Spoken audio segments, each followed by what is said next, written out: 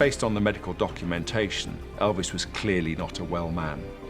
But I can see no immediate cause For 47 years, one man knew the truth about what really happened to Elvis Presley, but he had signed an NDA that bought his silence. Now, at the end of his life, he is finally exposing the truth, and what he claims he dispensed that day was never included in the official records. So, what exactly was in those prescriptions? Let's delve into the detail.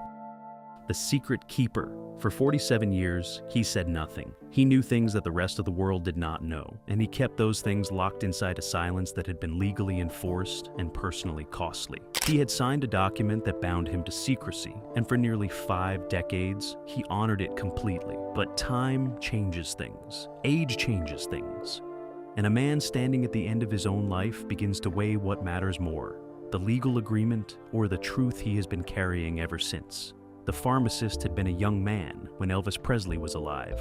He had been building his career, working in a pharmacy that served some of Memphis's most prominent clients, and learning a profession that demanded discretion above almost everything else. Pharmacists are not doctors that diagnose, neither do they treat, but they see everything that passes through the system, and they understand better than most what a collection of prescriptions says about the body that is receiving them. By the mid-1970s, this particular pharmacist had been filling prescriptions for Graceland for long enough to know that what was happening inside that estate was not normal medicine. The volume alone was excessive. Prescription after prescription, week after week, coming in through the same channels, authorized by the same names, picked up by the same people. There were sedatives and stimulants, sleeping aids and painkillers, medications that worked against each other and medications that amplified each other in ways that any trained pharmacist would recognize as dangerous. He had concerns, and he had raised them in the way that people do when they are young and uncertain. But those concerns went nowhere. The system around Elvis had been designed, whether intentionally or not, to keep moving forward without stopping to ask hard questions. When August 1977 arrived and the news broke that Elvis Presley had been found unresponsive at Graceland, the pharmacist felt something that he would later describe only as a cold recognition. He was not surprised in the way that the rest of the world was surprised. The shock that swept through Memphis that day, and then through the entire country, and then around the globe, was genuine for most people. For him, it was something else. It was the arrival of something he had been afraid was coming. He went through the motions of that day like a man moving underwater, and by the time the official cause of death was announced, he already understood that the full picture was not going to be presented to the public. However, shortly after Elvis passed away, the pharmacist was approached. The meeting was businesslike. The people who came to him were not threatening in any sense. They were simply very clear about what was expected. There was a document. The document described what he knew, what he had seen, and what he was required to keep to himself going forward. There was compensation involved, and there were also legal consequences outlined for any breach. He signed it. He was in his 30s, he had a family, he had a career, and the forces arranged on the other side of that table were considerable. Signing felt, at the time, like the only realistic option available to him. What followed was a life lived in 2 layers. On the surface, he was a respected pharmacist who served his community, raised his children, and eventually retired with a good reputation intact. Beneath that surface, he carried a specific and detailed knowledge of what had been dispensed in the days and hours leading up to Elvis's demise. He watched the official narrative take shape over the years. He watched Elvis's legacy get rebuilt and polished and turned into something huge and commercial. And through all of it, he kept his silence. The decision to speak was built over years, and then accelerated as the pharmacist's own health began to decline. He had outlived many of the people who had been in that room when he signed the document.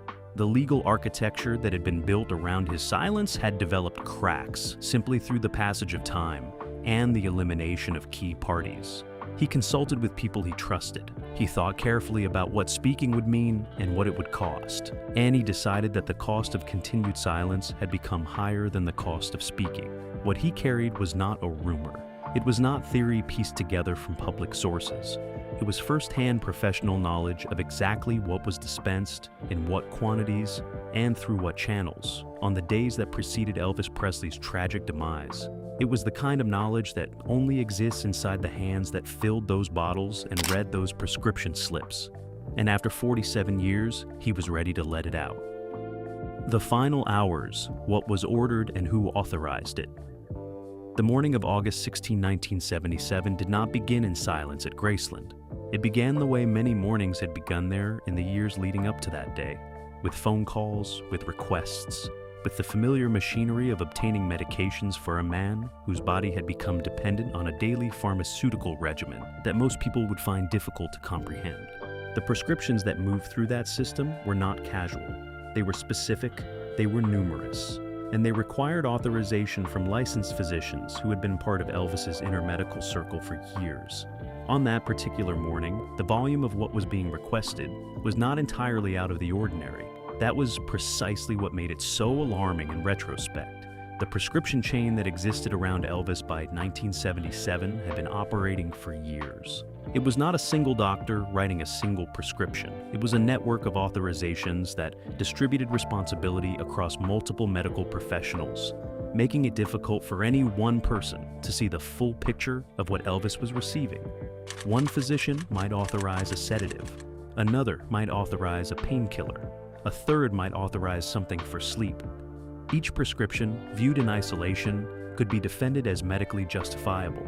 Viewed together, as the pharmacist was in a position to view them, they formed a portrait of pharmaceutical consumption that was deeply alarming. The combination of medicine moving through that network had reached a level where the human body's ability to process them safely had become genuinely uncertain. On the day in question, the authorization came through the established channels. The names on the prescriptions were the names that had appeared before. The requests were communicated in the same manner they always had been, but the specific combination requested that morning represented something the pharmacist had not seen. Assembled quite that way before, there were central nervous system depressants involved. There were medications that slowed the body's automatic functions, the functions that keep a person breathing steadily, that keep the heart maintaining its rhythm without conscious effort. There were quantities involved that, when taken together, created a biochemical situation that a trained pharmacist could identify as potentially catastrophic. The authorization process itself had certain qualities that the pharmacist noted carefully. The physicians involved were not unfamiliar with what they were signing. These were not doctors who were naive about pharmacology or unaware of the interactions between the substances they were prescribing.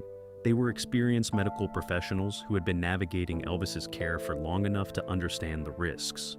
What this means is that the decision to authorize what was authorized that morning was not made in ignorance. It was made by people who understood, at least in general terms, what the combination of those substances could do to a human body that was already under considerable strain. Elvis's physical condition by mid-1970s was not a secret to the people around him. His body had been struggling for years, and these medical personnel still went ahead despite knowing this. The combination of poor diet, extreme stress, years of pharmaceutical dependency, and the physical toll of performing had left him in a condition that was fragile in ways that were not always visible from the outside. His body weight had fluctuated drastically, his cardiovascular system had been under stress, his liver, which processes every substance that enters the body, had been working against a pharmaceutical load that would challenge a healthy person, let alone someone in Elvis's condition. The people authorizing his medications were aware of this. The pharmacist filling those prescriptions was aware of this. And yet, the system continued to function as it had been functioning, because stopping it would have required someone with enough authority and enough courage to stand directly in the path of what Elvis wanted. What the pharmacist dispensed that morning included substances that were individually regulated and controlled. Each one, on its own, carried warnings about use in combination with other depressants. The printed guidance that accompanied these medications was explicit about the dangers of combining them. These were clear, prominent warnings that existed precisely because combinations of this kind had caused casualties before. The pharmacist knew this when he filled the prescriptions. He had known it for a long time, but the structure of the situation, the NDA he would later sign, the power of the people involved, the momentum of a system that had been running for years, created a weight that was very hard for one person to push against alone. What was never entered into the official record was the complete list of what left that pharmacy and made its way to Graceland that day. The official accounting of the substances found during the autopsy represented what investigators were able to detect and choose to document. it did not represent the full picture of what had been authorized, dispensed, and delivered. There was a gap between those two things, between what was officially recorded and what the pharmacist knew had been sent. And that gap is where the unreported part of this story lives. The medications that appeared in the public record after Elvis's passing were a partial inventory. The pharmacist held the complete one, and for 47 years, the complete inventory remained locked inside his memory and his conscience. The unreleased details. The official cause of death released after Elvis Presley's autopsy was cardiac arrhythmia. In the simplest terms, this means the heart lost its regular rhythm and stopped functioning. It is a cause that is technically accurate in the most narrow sense. The heart did stop, and the irregularity of its final beats was consistent with arrhythmia.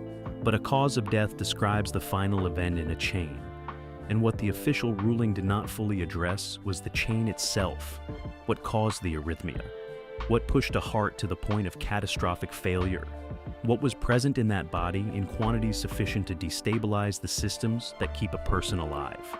All these were questions that needed answers. The pharmacist's account addresses exactly that chain, and what he describes fills in spaces that the official record left deliberately empty. The substances that were not fully reported fall into a specific pharmacological category. They are central nervous system depressants, medications that reduce the activity of the brain and the body's automatic regulatory systems. When taken individually and in prescribed doses, each of these substances has legitimate medical applications. They have been used for decades to treat anxiety, insomnia, pain, and muscle tension. But the human body has limits on how much suppression its central nervous system can absorb before the automatic functions begin to fail. Breathing slows, heart rate becomes irregular. The signals that the brain sends to keep the body's involuntary systems operating begin to weaken. In a body already compromised by years of strain, these effects arrive faster and hit harder than they would in a healthy person. What the pharmacist dispensed included a quantity of one particular sedative compound that was significantly higher than what appeared in the toxicology findings made public after the autopsy. This is not a minor discrepancy. The difference between what was dispensed and what was officially documented suggests either that not all of what was delivered was consumed, or that the toxicological analysis was not designed to find everything that was present. The pharmacist's records, which he retained copies of in violation of the spirit, if not the letter of the NDA he signed, show the specific compound, the specific quantity, and the specific date. Those records align with the timeline of Elvis's final hours in ways that the official account does not comfortably accommodate. There was also a secondary medication involved that received virtually no attention in the public accounting of Elvis's demise. This was a compound that, on its own, would not be considered especially dangerous. It was used commonly at the time for a condition that Elvis had been treated for over several years. But in combination with the sedative load that the pharmacist had already dispensed, this secondary medication acted as an amplifier. It slowed the metabolism of the other substances in the body, meaning that the sedatives stayed active longer and at higher concentrations than they would have otherwise. This interaction was documented in the pharmacological literature available at the time. It was not vague knowledge. Any physician or pharmacist with access to a standard interaction reference would have been able to identify the risk. The fact that this combination was authorized and dispensed anyway is one of the details that the pharmacist finds most difficult to reconcile, even now. The gap between the official toxicology report and what was actually present in Elvis's system on the day he lost his life has been a subject of constant discussion among researchers and physicians who have studied the case over the decades. Several independent medical professionals who reviewed the publicly available autopsy materials noted that the findings seemed incomplete. The profile of substances identified did not fully explain the physiological events that preceded death. Meanwhile, the pharmacist's account provides a specific and detailed explanation for that incompleteness. It identifies what was missing from the public record and explains the mechanism by which those substances contributed to the cardiac event that ended Elvis's life. What makes the pharmacist's information particularly significant is its specificity. This is not a general claim that Elvis was over-medicated. That much has been publicly accepted for decades. This is a precise accounting of specific compounds, specific quantities, and specific interactions that have never appeared in any public document. The names of the medications involved, the dosages dispensed, and the timing of the dispensing create a pharmacological timeline that connects directly to the sequence of events on August 16, 1977.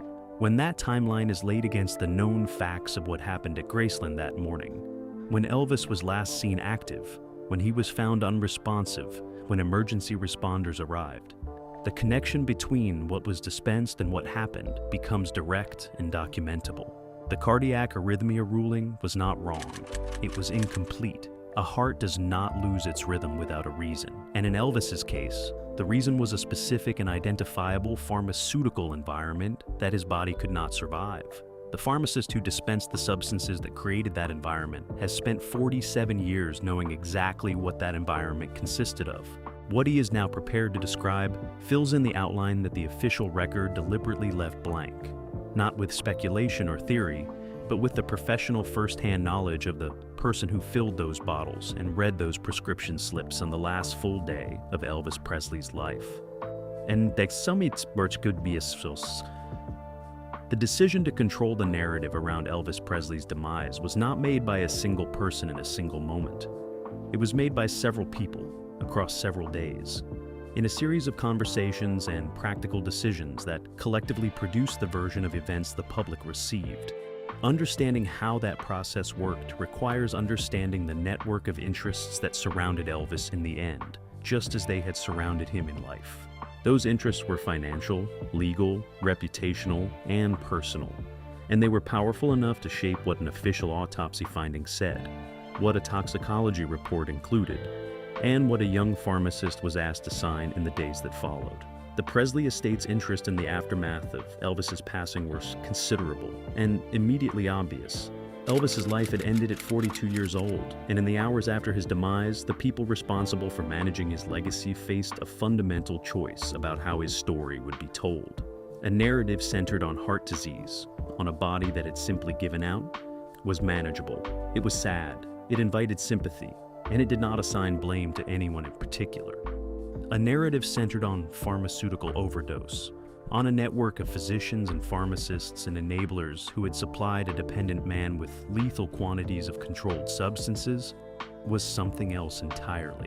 It invited legal liability, criminal investigation, and a lasting reputational stain that could damage the commercial value of everything connected to Elvis's name.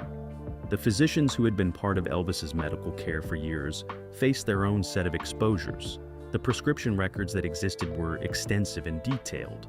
Any serious investigation into the pharmaceutical network around Elvis would have traced those prescriptions back to the doctors who authorized them. And what those records showed was a pattern of prescribing that would have been extremely difficult to defend under medical board scrutiny. Several of the physicians involved had already attracted professional concern from colleagues who were aware of how Elvis was being medicated. A full public accounting of the prescription history would have transformed that concern into formal proceedings with serious professional and potentially criminal consequences. The NDA that the pharmacist signed was one piece of a larger architecture of suppression. Others in the network around Elvis signed similar documents or were subject to similar pressures applied less formally. People who worked closely with Elvis, who had seen the daily reality of his pharmaceutical consumption, found themselves navigating a post-death environment in which speaking openly was clearly unwelcome and highly dangerous. The message was not always delivered explicitly. Sometimes it was delivered through the simple observation that the people with the most to lose from a full accounting were also the people with the most resources to make life difficult for anyone who chose to speak. The Memphis establishment played a role that has never been fully examined. Memphis in 1977 was a city where Elvis was not merely a celebrity. He was an economic and cultural institution. The tourism, the commerce, the international attention that centered on Graceland and on Elvis's legacy represented a significant civic interest. Local officials, local media, and local institutions had a shared interest in a version of Elvis's passing that preserved his status as a beloved figure, rather than reframing him as a cautionary tale about addiction and medical negligence. That shared interest did not require coordination. It operated through the natural tendency of institutions to protect the narratives that serve them. The toxicology process itself was conducted in a way that limited what could be formally established. The choice of which substances to test for, the thresholds used to determine significance, and the framing of findings within the final report were all decisions made by individuals operating within a system that had already received signals about what the desired outcome looked like. This does not necessarily mean that the medical professionals involved acted corruptly in any simple sense. It means that they operated within constraints, professional, social, and political, that shaped the conclusions they reached and the language they used to express them. The result was a toxicology report that was technically defensible while being substantially incomplete. The NDA signed by the pharmacist included specific language about what he was prohibited from disclosing. It identified the medications by name. It identified the quantities. It identified the dates and the authorization chain.